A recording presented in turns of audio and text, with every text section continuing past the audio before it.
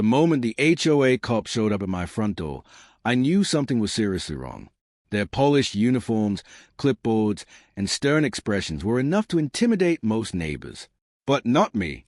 I'm not your typical suburban dad.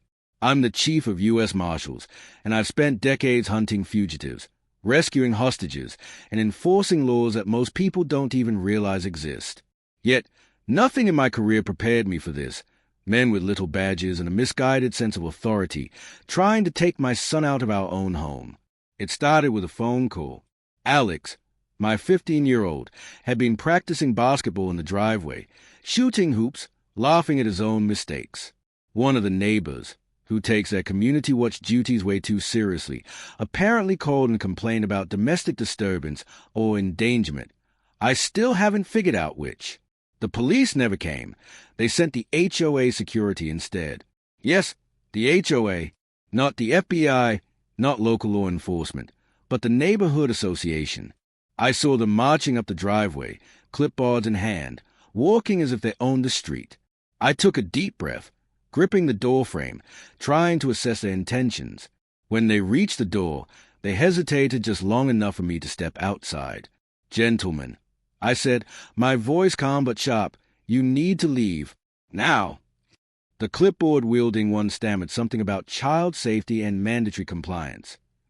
I laughed, but not because it was funny. It was absurd. Here I was, a man who had captured some of the most dangerous criminals in the country, facing neighborhood enforcers with delusions of grandeur. I could tell stories that would make them shiver, high-speed chases across state lines, undercover stings that went sideways, and hostages rescued from perilous situations where seconds counted. And yet here they were, trying to enforce rules about lawn decorations and basketball schedules on my family. I glanced back at Alex. He had frozen mid-step, confusion and fear flickering across his face. His basketball bounced softly against the concrete. My jaw tightened. One wrong move, and I knew these HOA wannabes would cross the line. But I had to be smart. Listen carefully. I continued, taking a step closer. You're not law enforcement. You have no authority to remove anyone from this house. Not my son, not anyone.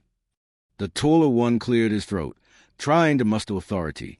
We have a duty to ensure the safety of minors in this community," he said, his voice quivering. I couldn't help but notice the sweat glistening on his forehead. He didn't realize the danger he was stepping into. "You mean you have a clipboard and some misguided sense of importance," I replied, my tone icy. "If you make another move toward my child, I promise you'll regret it." I faced armed fugitives, escaped kidnappers, and corrupt officials who thought they could intimidate me. You're just a bad idea waiting to happen.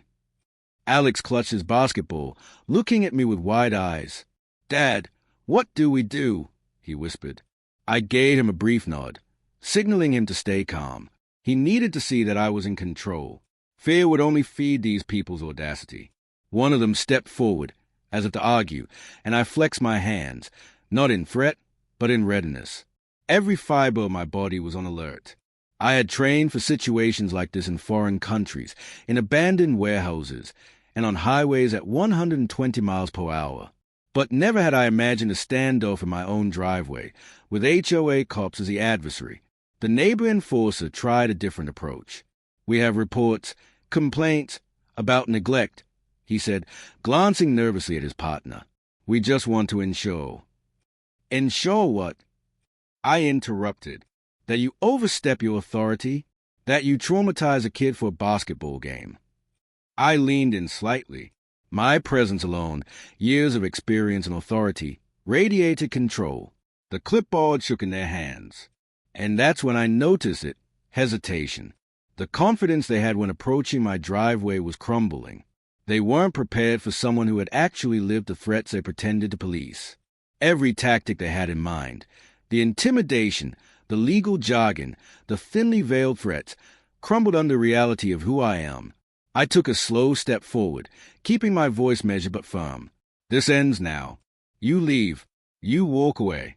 And if anyone calls about my family again without real cause, I will personally see that you regret it. Do I make myself clear?" Their stammering response was almost comical. One of them mumbled, We'll wish it, but I cut him off. No, you won't. You're going to leave. Now. I glanced down at Alex again. He swallowed hard, trying to appear brave. I could see the flicker of pride in his eyes. He knew his dad had his back, the same way I had sworn to protect countless lives in my career. And in that moment, I realized this wasn't just about authority or enforcement or absurd HOA rules. It was about family, trust, and showing your child that some lines are never crossed. Finally, after what felt like hours but was really only seconds, the HOA cops took a step back, mumbling excuses about miscommunication and protocol. I didn't move. I didn't relax. Not yet. They had learned their first lesson. The man standing in the driveway was not someone to toy with, not even with a clipboard. I closed the door slowly, keeping my eyes on the street. Alex dropped the basketball, coming to my side. "Dad, that was insane," he said. I gave a short laugh. Insane is one word for it. But this is reality. Some people take rules too far. Some people forget what real authority looks like. I knelt to his level, placing a hand on his shoulder. You don't let anyone scare you. Not over a basketball. Not over anything. And you sure as hell don't let anyone take what's yours without a fight. That day, I realized something chilling. The threats we face aren't always criminals with guns or hackers in distant countries. Sometimes they come in khaki uniforms and clipboards, thinking they have the law on their side. And sometimes you have to show them, calmly but decisively, that the law and your family aren't theirs to manipulate. By the time the HOA cops retreated down the street, I knew this wasn't over. But I also knew that whatever game they thought they were playing, I was 3 steps ahead. And the lesson they learned that day would stick with them forever, whether they realize it or not. And that's how a simple afternoon of basketball became a standoff with bureaucratic absurdity, and why sometimes being a U.S. Marshals Chief isn't just a job, it's a superpower in the suburbs. I thought the worst was over when the HOA enforcers finally retreated down the street, muttering about complaints and protocol. I was wrong. That was just the opening move in what would turn into a full-blown test of patience, nerves, and authority. By the time evening rolled in, I knew one thing. In this neighborhood, absurdity didn't sleep. And neither could I. It started with a text. My phone buzzed while Alex and I were having a quiet dinner, the tension from the driveway still simmering under the surface. The message was short, cold, and bureaucratic. Further action regarding your son's welfare is being reviewed. Compliance required. No signature, no identifying department, just a threat disguised as a memo. I leaned back, assessing the situation. The HOA had overstepped. Yes, but they had also underestimated me. I'm not just a federal law enforcement officer. I'm trained in anticipating moves, reading intentions, and neutralizing threats before they manifest. And this was amateur hour. Still, I couldn't afford to treat it lightly. Alex noticed my sudden silence. "Dad, should we call someone?" he asked, his voice uncertain. I smiled at him, calm, reassuring, but inside, every instinct in my body was alert. "Not yet," I said. "We're going to handle this smartly. No panic, no overreaction, just strategy." That night, I reviewed the HOA's authority, or lack thereof. Their power, as outlined in the neighborhood covenants, extended to lawn maintenance, noise complaints, and architectural conformity. It explicitly did not include removing children from their homes.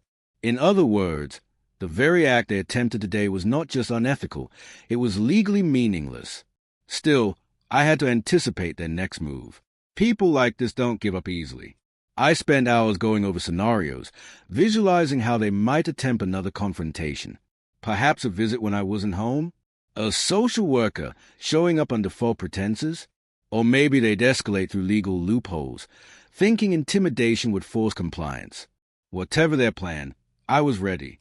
I set up subtle security measures, cameras pointing at the driveway, motion sensors, even the old but reliable trick of a home office dummy monitor showing live feed as if I were on calls. It was subtle, nothing that screamed surveillance, but enough to give me an early warning if anyone tried another stunt. By the next morning, the neighborhood had gone quiet. but the tension was palpable. Alex, now fully aware of the absurdity of the situation, stayed close.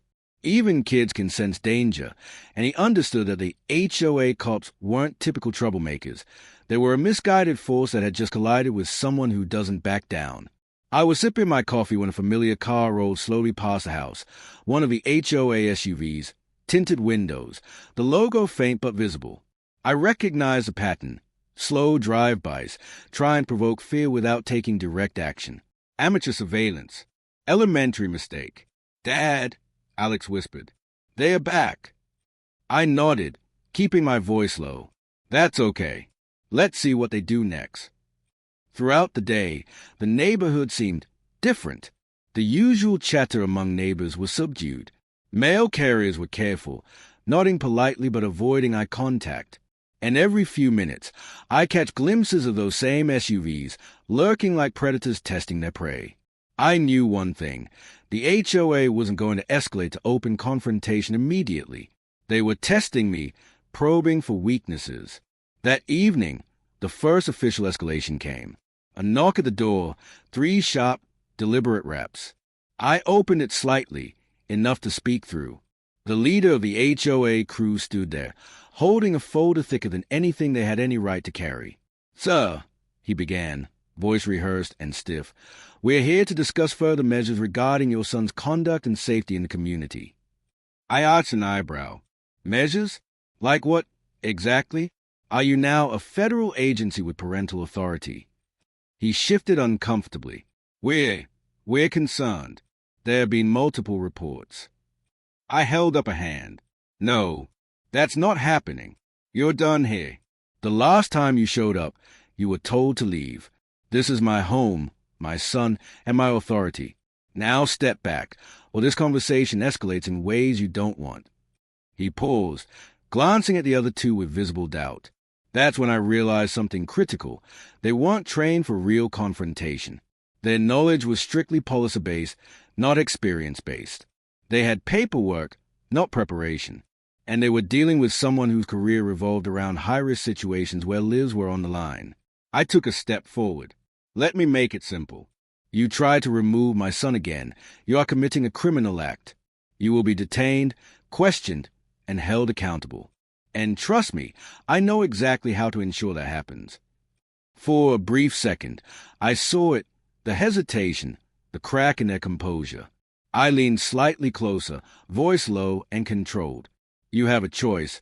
Walk away peacefully, or escalate and see what real authority looks like." After what felt like eternity, they shuffled backward, muttering excuses about following orders and checking regulations. I closed the door gently, but my mind was already moving. This wasn't over. Over the next few days, it became a cat-and-mouse game. They tried calling the management office to report concerns, only to be redirected to legal counsel. Anonymous notes appeared in the mailbox, thinly veiled threats wrapped in formal language. I documented everything meticulously, preparing a file that would make their actions indefensible in any forum. Meanwhile, I trained Alex. Not in combat, but in awareness. I taught him how to read body language, recognize intimidation tactics, and stay calm under pressure. It wasn't paranoia, it was preparation. And he learned quickly, realizing that even seemingly small threats could escalate if not handled correctly. One night, as I reviewed the surveillance footage, I noticed something curious. The SUVs weren't just patrolling, they were coordinating. They would stop at certain intersections, look in different directions, then disappear. It was subtle, but the pattern was there, reconnaissance. They were planning. I smiled faintly. Let them plan. Let them think they were clever. I had resources they couldn't imagine, skills honed over decades, and the determination of a father protecting his child. And if this standoff escalated to confrontation, I would be ready, not just to protect Alex, but to ensure that anyone attempting to abuse authority over families like mine would face consequences. By the end of the week, it was clear. The HOA had learned something essential. This was not just a neighborhood. This was my home. And crossing me would come at a cost they were not prepared to pay. But in the back of my mind, I knew one thing. Suburban bureaucracy can be relentless. And while I had the skills and experience to handle it, the next move could be unpredictable. One slip, one miscalculation, and this absurd standoff could spiral into something far bigger. And so we waited, watching, planning, ready, because in this neighborhood, the battle wasn't about lawns, basketball, or petty rules. It was about principle, authority, and the lengths a father would go to protect his child from anyone who dared cross the line. By the following week, the tension in our neighborhood had become almost tangible. Every morning, Alex and I would step outside only to notice a familiar SUVs cruising slowly past, their dark windows hiding whoever was inside. At first, I considered calling the police, but I knew it wouldn't accomplish much. The HOA had no real authority, and law enforcement rarely gets involved in these petty standoffs unless something truly illegal happens.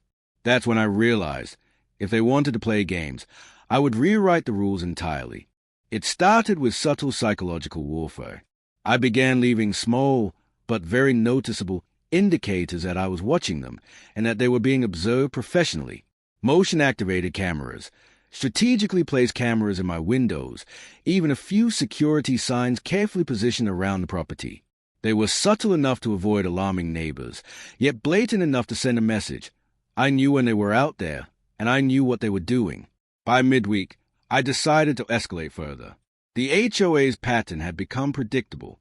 Morning drives, evening checks, and occasional reporting attempts through emails or phone calls. They were desperate to see if I would crack under pressure, and I had been waiting for just this opportunity. It began with a simple email from me to the HOA management office. I phrased it as a concerned neighbor's inquiry. We've noticed unusual activity around our home by HOA personnel. Can you confirm that any actions taken are within legal authority and in compliance with state law? Within hours, I got a panicked reply. We will review and get back to you. Classic. They were scrambling.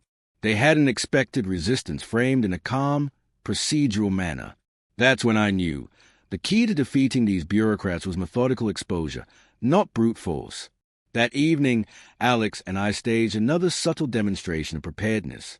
I set up a table in the living room with a laptop, several notebooks, and a few official-looking binders.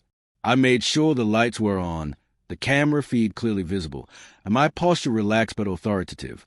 It was a show, but it was enough to make anyone watching feel that crossing this threshold would be more than just inconvenient. And someone was watching. Just past sunset, I noticed the SUVs creeping along the street. Their slow pace and coordinated stops suggested surveillance, but it also revealed nervousness. They were learning what I already knew. Intimidation works only if the target believes you have the power to follow through. The next day, I escalated further, but in a way they never expected. I started leaving subtle evidence of my professional background around the property. A small badge on the counter, a few framed certificates from my career, even a casually placed tactical vest in the garage. Nothing that screamed threat, but enough to suggest that if this went beyond words, the consequences would be immediate and real. By midweek, I noticed something remarkable. The usual morning patrol had slowed, hesitated, and then disappeared entirely. I knew then they had realized they were outmatched, not in brute strength, but in experience and preparation. But I also knew this was just a temporary retreat. Bureaucracy is persistent, especially when it believes it can win through rules and paperwork. That's when the real confrontation happened. Through the HOA's own tools, a formal notice arrived in the mail, thick with legal jargon and referencing obscure clauses from the community covenant. They were attempting to manufacture authority through complexity. I opened it slowly, reading every line. The language was convoluted, designed to intimidate, but ultimately meaningless. I smiled. I drafted a reply, not angry, not defensive, but precise. I cited the exact clauses that nullified their authority. I referenced state law. I pointed out that any attempt to enforce such actions would constitute harassment and illegal interference. I copied it to the HOA board, management office, and even included a note to the local legal association. Every move I made documented their overreach and exposed their weakness. By the end of the day, I noticed a new pattern. The SUVs no longer prowled the street. The HOA officers stopped leaving anonymous notes. It was as if they had realized their authority had no teeth and that continuing would expose them to legal consequences. The neighborhood, once tense and filled with whispered gossip, began to relax, but I remained vigilant. I also took this opportunity to teach Alex a crucial lesson. Authority is only as strong as your willingness and ability to enforce boundaries. Sometimes, I told him, people will try to scare you because they think they have power. The trick isn't to fight fire with fire, it's to show them the consequences without losing control. He nodded, absorbing the lesson far faster than I expected. He was learning that day how a real professional operates under pressure. That night, as I reviewed surveillance footage, I noticed something unexpected. The HOA officers were still around, but their tactics had shifted. No more direct drives or obvious patrols. Instead, they were attempting indirect observation, noting which cars came and went, which neighbors spoke to us. It was clever for amateurs, but they didn't realize that I had multiple layers of surveillance, each feeding into my awareness of their actions. I devised a subtle countermeasure. I began varying routines, taking walks at different times, driving the kids to practice using indirect routes, even leaving decoy signs of activity to confuse anyone watching. It wasn't paranoia. It was tactical counter-surveillance. Every move I made was calculated to ensure they never felt in control again. And then it happened, the first direct confrontation in days. The leader of the HOA, a man named Thompson, knocked on the door late one evening, flustered and pale. He was no longer confident, no longer pretending to hold authority. "Sir, we'd like to discuss." I cut him off before he could finish. "You had your chance. You've been observed, documented, and legally exposed. Any further attempt to interfere will have consequences beyond HOA rules. Now leave, and if I see you again, there will be legal action." He hesitated, searching my face for a crack, for any sign of hesitation. Finding none, he muttered something about misunderstanding and retreated. The other two officers waited a few feet back, silent, their clipboards suddenly irrelevant. I closed the door firmly and felt a surge of relief, but also satisfaction. Alex peeked around the corner. "Did we win?" he asked, half expecting a return. I smiled. "We didn't just win. We showed them reality. There's a difference between rules on paper and authority in practice. And today, we taught them that experience, preparation, and courage matter more than a clipboard." That night, I reflected on the absurdity of the situation. Here I was, a U.S. Marshals Chief, facing the self-appointed enforcers of suburban conformity, and I realized something. The lessons of my career, strategy, patience, reading intentions, and staying calm under pressure were all transferable, even to HOA conflicts, even to keeping your kids safe from bureaucratic overreach. The standoff wasn't over, of course. Bureaucrats are persistent, and petty authority rarely accepts defeat gracefully. But for now, the tide had turned. The HOA officers had learned that some lines cannot be crossed. And I had taught Alex, and perhaps even the neighborhood, a vital lesson about strength, intelligence, and boundaries. As I turned off the lights and checked the doors one last time, I knew the next move would come. But this time, I would be fully ready. The suburban battlefield had shifted. The HOA had underestimated its opponent, and that was a mistake they would not soon forget. Because in this house, in this family, and in this neighborhood, I wasn't just a father. I was a U.S. Marshals Chief, and anyone who thought they could intimidate me was in for a very rude awakening. The calm didn't last long. By the following week, I noticed subtle changes in the neighborhood's energy. Whispers floated through lawns, children gave curious glances, and even the mail carrier seemed hesitant to deliver letters without glancing over his shoulder. It was the unmistakable aura of a community sensing an unspoken conflict, and I knew the HOA had realized their initial intimidation tactics had failed. Then it happened. A knock at the door, mid-afternoon, loud and insistent. Not just one knock, but a series of sharp raps that carried authority, or at least the illusion of it. I peeked through the window and saw Thompson, the HOA leader, flanked by two men I didn't recognize. Their posture was different now, aggressive, defensive, desperate. "So," Thompson began, his voice strained but trying to sound confident, "this is your final warning. The board has reviewed all reports and determined further action is necessary. You must comply immediately. I leaned back, letting my gaze sweep over them. My calm, almost bored demeanor was intentional. They expected fear.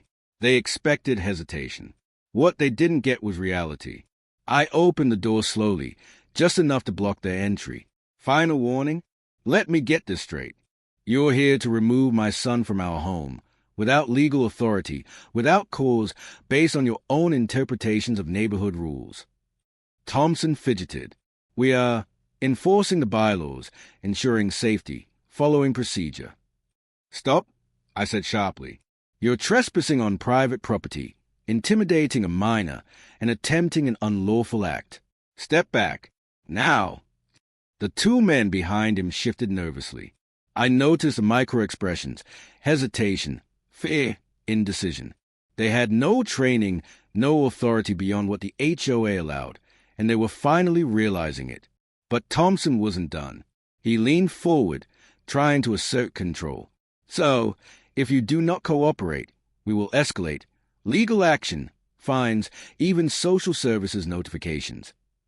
I laughed, not loudly, but enough to underscore the absurdity. You want to escalate? Go ahead. Let's take this one step at a time. You're entering dangerous territory. Every move you make is documented. Every step you take is observed. And let me remind you, I am a U.S. Marshals Chief. You're not just dealing with bureaucracy. You're dealing with someone trained to handle far worse than a clipboard-wielding HOA enforcer. Thompson faltered. One of the new men whispered nervously, Maybe we should wait. I smiled faintly. That hesitation was all I needed. Exactly, I said. Step away. Now. Leave my family alone, or you will face consequences far beyond HOA meetings and paperwork. Then Thompson did something desperate. He stepped forward, attempting to push past me. My training kicked in instantly. Years of high-risk apprehensions and defensive tactics flashed through my mind in seconds. I didn't need to strike, just control the movement. I shifted subtly, blocking him without aggression, and locked eyes. Step back, I said, voice calm but cold. One step further, and I will remove you forcibly. You are trespassing, and you will regret it. For a moment, time seemed to freeze. Alex peeked around the corner, clutching his basketball like a shield.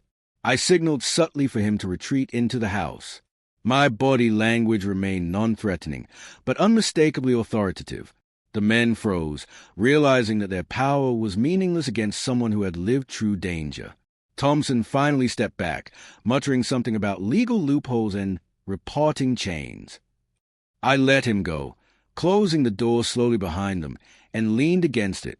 This is what we do, I whispered to Alex. We don't panic. We don't lose control. We observe, we respond, and we protect. But I knew this wasn't the end.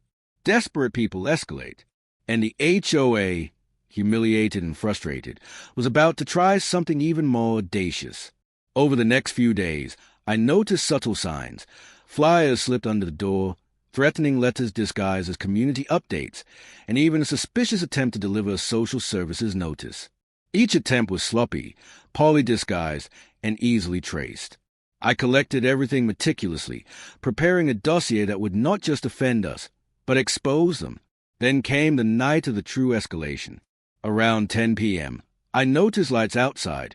The SUVs were back, and there were now 3 vehicles circling the block, moving in a coordinated pattern. This wasn't just harassment anymore. It was reconnaissance, an attempt to intimidate through presence. I grabbed my binoculars, observing silently. They were watching, timing movements, hoping for a moment when we would be alone. I knew exactly what to do. I turned on every security light, opened the blinds to reveal the house fully illuminated, and set up subtle shadows that suggested multiple observers inside, decoys strategically placed to make it appear we were prepared. Alex crouched behind me, eyes wide but trusting, as I whispered, They think they have the upper hand. Let's teach them what happens when you underestimate experience.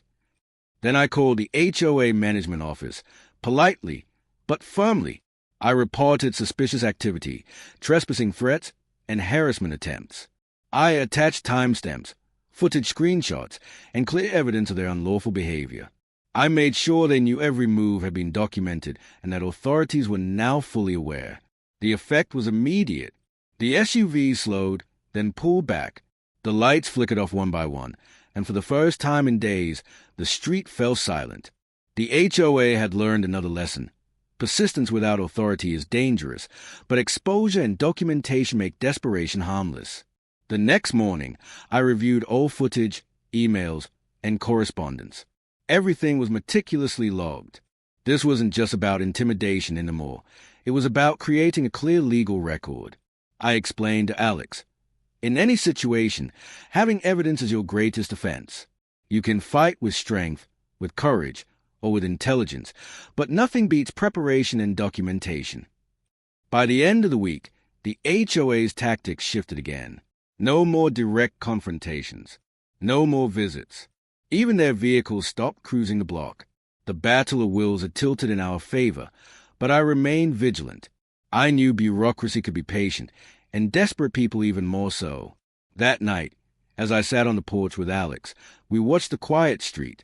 "Do you think they'll come back?" he asked. "Maybe," I said, sipping my coffee. "But if they do, we're ready." And this time, they know the truth. Intimidation doesn't work against preparation, strategy, and resolve. And most importantly, I glanced at him, placing a hand on his shoulder. They will never touch you, not while I'm here. In that moment, I realized something powerful. The suburban battlefield had become a proving ground, not just for authority, but for teaching Alex resilience, courage, and the ability to stay calm under pressure. He had watched firsthand how intelligence, patience, and strategy could defeat even the most absurd threats. And somewhere in the distance, I knew the HOA officers were reconsidering every move they had ever made in their lives, because they had learned, the hard way, that some people don't play by their rules, and some fathers don't negotiate when it comes to their children. The night fell, quiet and still, but I remained alert. The war wasn't over, but the momentum had shifted, and I would make sure that any further attempt by these petty enforcers would be met not just with authority, but with consequences they would never forget. Because this wasn't just about a basketball game, a driveway, or HOA rules. This was about teaching respect, protecting family, and showing that real authority is earned, not manufactured, and anyone who forgot that lesson would pay the price. The days after the night of surveillance and warnings were eerily quiet, almost too quiet. In situations like this, experience tells you that silence often precedes escalation. And I was right. By midweek, it became obvious that the HOA officers were planning a desperate attempt. But this time, they were not coming with clipboards and polite warnings. This time, it was a full-blown operation in their minds, a last-ditch effort to assert some semblance of power before the community saw them for what they truly were. It began with the first suspicious call to my home office, a recorded voice, vague and threatening, claiming, "Your cooperation is required immediately. Non-compliance will have consequences." I smiled faintly, closing the call. They were escalating, but they were playing checkers while I was playing chess. Every communication had already been documented, every tactic I could anticipate, and every path they could take had contingencies in place. Alex noticed my tense focus and asked, "Dad, are they going to try again?" I looked at him, kneeling to his level. "Maybe, but this time, we're ready. And when they come, they'll learn exactly what happens when you underestimate experience and determination." Late that evening, I caught movement on the security cameras. 3 SUVs slowly rolling toward the house, lights dimmed, coordinated stops at every corner. They were trying to appear casual, but their patterns betrayed them. I activated the motion lights, illuminating the driveway and the front yard in stark, glaring beams. The effect was immediate. Their movements froze, and I could see the panic in their posture. They had no idea what kind of household they were walking into. I called the HOA management office again, but this time I didn't ask for verification or send polite inquiries. I reported a direct threat of trespassing and harassment, providing timestamps, screenshots, and even brief video clips. I made it clear that legal authorities would be informed immediately if any attempt at unlawful entry occurred. Within minutes, a confirmation call came back acknowledging receipt. The HOA officers were now officially on notice. Any escalation would trigger immediate legal consequences. And then the front doorbell rang. Loud, insistent. Thompson's voice, shaky this time, called through the intercom. "We need to discuss your son's conduct immediately." I didn't answer. Instead, I walked calmly to the door, eyes on the cameras feeding live footage. I knew exactly who was there, what they were thinking, and the desperation driving their actions. This was no longer intimidation. It was panic masquerading as authority. I opened the door slightly, enough to speak, but keeping my body between them and the house. "Thompson," I said, calm and measured, "we've documented every attempt, every threat, every violation of law. You are trespassing. Any further step forward, and you will be held accountable under both state and federal law. Step back." He hesitated, glancing at his two companions. The younger men fidgeted, clearly realizing they were out of their depth. Thompson, however, attempted one last bluff. "Sir, we have orders. Non-compliance could result in consequences for you." I leaned forward slightly, letting the weight of my presence and my experience speak louder than words. "Orders? From who? The HOA board? Let me remind you, your orders do not extend to this household, and you are about to make a very expensive mistake if you step further." I signaled subtly to Alex, who had been quietly observing from behind me. He knew the routine. Stay calm, stay visible, and let me handle the escalation. The two younger officers began to shift their weight nervously. Their bluster was fading. "Step back," I repeated, voice low, authoritative. "Step back, or I will remove you forcibly and involve law enforcement immediately. You have been warned." Then it happened. One of the younger men, thinking bravado could mask ignorance, took a step forward. That was enough. I didn't need to strike or yell. Experience and instinct guided me. A subtle, precise maneuver blocked their movement and guided them back toward the street without a single moment of unnecessary aggression. Thompson froze, realizing his last bluff had failed. I could see the panic in his eyes. He was desperate now, completely aware that he had miscalculated. "This isn't over," he muttered, retreating with his companions. I closed the door, letting it click firmly behind me. Alex exhaled slowly. "Dad, that was intense." I smiled, placing a hand on his shoulder. "Intense? Yes, but necessary." This was about teaching lessons. Some people try to use authority as a weapon. Today, we reminded them that preparation, strategy, and courage matter more than fake power. Over the next few hours, I continued to monitor. The SUVs lingered a few blocks away, then slowly departed. The officers' attempt to intimidate had been met with measured, precise resistance, and they had realized the futility of further action. The next day, I received an official email from the HOA management office. It read, in bureaucratic language, that any further actions against my family would require full legal justification and prior review by legal counsel. In other words, the HOA had been neutered, their tactics exposed, their bluff called. I spent the afternoon explaining to Alex what had happened, not just in terms of the standoff, but in the broader sense. This wasn't about fighting, I told him. It was about strategy, observation, documenting behavior, protecting yourself while maintaining control. You don't always need to fight physically. Sometimes the best weapon is intelligence and preparation. Alex nodded, a newfound respect shining in his eyes. "So, we didn't just defend ourselves. We outsmarted them." "Exactly," I said, smiling. "And that's the lesson. Sometimes, the most dangerous people aren't armed with guns or knives. They're armed with rules, authority, and bureaucracy. And they are often more dangerous when they think they have the upper hand. But when you anticipate, document, and respond strategically, you can turn even the most absurd threats into victories." That night, the neighborhood felt different. The quiet, once tense, was now a calm born of mutual awareness. Word of the confrontation spread subtly. Neighbors whispered about the family who didn't back down. The HOA officers, once emboldened, were now cautious, restrained by the clear display of authority and preparation. As I tucked Alex into bed, he whispered, "Do you think they'll ever bother us again?"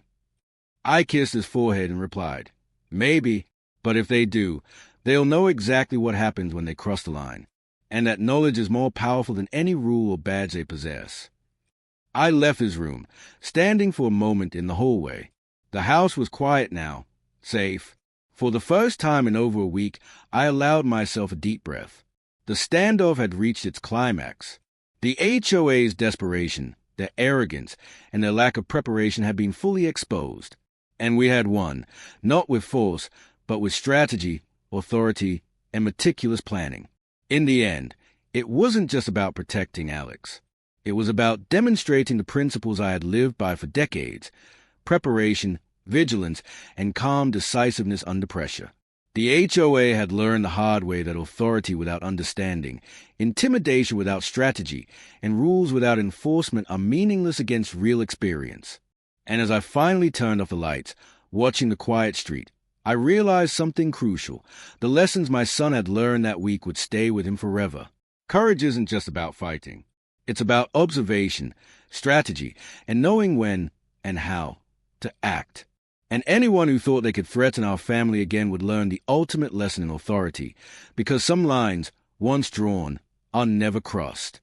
The weeks following the final confrontation brought an unexpected calm over our neighborhood. The HOA, once so bold and audacious, had retreated into the shadows, their arrogance replaced by caution. Letters stopped arriving. The SUVs no longer lurked around the block. Even the whispers among neighbors were hushed, replaced with subtle acknowledgement that something significant had occurred. For Alex and me, the tension that had defined the past few weeks began to ease, but the lessons remained sharp. Every time he picked up his basketball or rode his bike down the street, I could see a confidence that hadn't been there before, a quiet understanding that courage and preparation could neutralize threats, no matter how absurd. I spent one afternoon reviewing the HOA's actions in detail. Every attempt at intimidation, every overstep, every poorly concealed threat had been documented meticulously. By the time I compiled the full dossier, I realized it was nearly airtight. If the HOA tried to take any action against us in the future, they would face legal exposure so severe that it would likely end their tenure and credibility. I also shared the documentation with legal counsel, not as a threat, but as a precaution. This is just in case they think they can escalate. I explained. It's evidence, it's preparation, and it's protection. The attorney nodded approvingly, clearly impressed by the thoroughness. The neighborhood itself began to shift in subtle ways. I noticed neighbors speaking to Alex and me differently, not with fear or awe, but with respect. People started approaching me with small questions about rules, about safety, even about security. And while I answered politely, I could see the unspoken message they carried. We know you handle things differently here, and we respect that. One morning, a small group of parents came by while Alex and I were practicing basketball in the driveway. They asked for advice on dealing with minor disputes and overzealous HOA complaints. I smiled, realizing the role I was unintentionally taking on, not as a cop, but as a mentor. It's all about boundaries, preparation, and understanding authority. I told them, know your rights, document everything, and always protect your family first. Alex, now fully immersed in the lessons, watched me interact with the neighbors. Dad, he said, pausing mid-dribble, do you think we really changed the neighborhood? I chuckled softly. We didn't just change it. We reminded it who was real authority. And more importantly, we taught everyone watching, especially you, that some things are non-negotiable. Family, safety, and integrity are never up for debate. The HOA's influence began to fade quickly. The officers involved in the standoff were reassigned, reprimanded, or quietly moved out of sight. Their attempts at intimidation had not only failed, they had exposed their lack of authority and understanding to the entire board. Internal reviews were conducted, and the organization realized that overstepping boundaries had consequences. For them, the embarrassment was severe. For us, the victory was both protective and symbolic. Through it all, Alex grew, not just in confidence, but in practical understanding. I taught him how to handle confrontations calmly, how to read intentions, and how to remain strategic under pressure. It wasn't just about surviving an HOA standoff. It was about growing into someone who could face challenges intelligently and decisively. One evening, We sat on the porch, the sun setting over our quiet street. The neighborhood was peaceful, and the streetlights cast long, golden shadows across the lawn.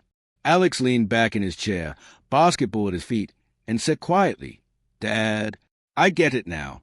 It's not about scaring them. It's about making sure they know you won't be scared." I nodded, pride swelling. Exactly. Courage isn't just about confronting danger. It's about planning, staying calm, and showing that boundaries are respected, or there will be consequences. Today, you learned that lesson firsthand. Tomorrow, you'll carry it with you everywhere. That calm, however, didn't breed complacency. I knew that bureaucracy and petty authority often return when people think they won. But the difference now was that we were prepared. The house was secure, the evidence documented, and our awareness heightened. Any future attempt at intimidation would meet the same combination of preparation, strategy, and authority. Word eventually reached me that Thompson had attempted to influence other HOA members subtly, suggesting that perhaps I had overreacted. But his efforts were dismissed. The board had seen the evidence, recognized the escalation, and realized that further action against us would be catastrophic for their credibility and legality. Their bluff had been called, publicly and definitively. For Alex, the aftermath had a different, subtle effect. He had seen the limits of authority, the power of preparation, and the strength that comes from calm decisiveness. He had also witnessed the way intelligence and strategic thinking can prevent unnecessary conflict. I could see it in his posture, in the way he interacted with friends, and in his newfound confidence on the basketball court. Life gradually returned to normal, but normal now had a new meaning. Each neighborhood encounter was a reminder that authority is earned, not assumed. Each interaction with the HOA, once intimidating, was now a testament to vigilance and preparation. And every day, I reinforced to Alex that real protection comes not from fear, but from readiness, intelligence, and unwavering courage. I also reflected on the broader lesson. Too often, people confuse position or title with true authority. They assume that a badge, a piece of paper, or a rule grants them power over others. But true authority comes from knowledge, experience, and the willingness to act decisively when it matters most. The HOA had learned it the hard way, and our family had benefited from their lesson. In the weeks that followed, I made a conscious effort to engage with the community constructively. I helped neighbors understand their rights, taught them about boundaries, and shared tips for dealing with overzealous officials or bureaucrats. The goal wasn't revenge, it was education. I wanted others to avoid the mistakes Thompson and his team had made. One afternoon, Alex and I walked through the neighborhood together. Kids played in driveways, neighbors waved from porches, and life felt peaceful. Alex looked up at me, basketball tucked under his arm. "Dad, do you think we'll ever have another problem like this?" I smiled, ruffling his hair. "Maybe, but now you know how to handle it. You've learned the value of strategy, preparation, and staying calm under pressure. And more importantly, you've learned that some lines, your family, your safety, your integrity, are never to be crossed." That day, as we returned home, I realized that the battle with the HOA had left more than just a victory. It had left a legacy. Alex had gained courage, wisdom, and understanding. The neighborhood had learned respect for boundaries and true authority. And I had reaffirmed a lesson that every parent knows. Protecting your child isn't just about physical safety. It's about teaching them strength, intelligence, and resilience. And in that quiet suburban street, the sun setting over our home, I finally felt the tension lift completely. The war with the HOA was over. The streets were ours. Our family was safe. And the lessons we had learned would remain, long after the SUVs and clipboards had disappeared. Because some battles aren't fought with fists, they are fought with vigilance, preparation, and the unwavering will to protect what matters most. And in this house, on this street, those battles have been won.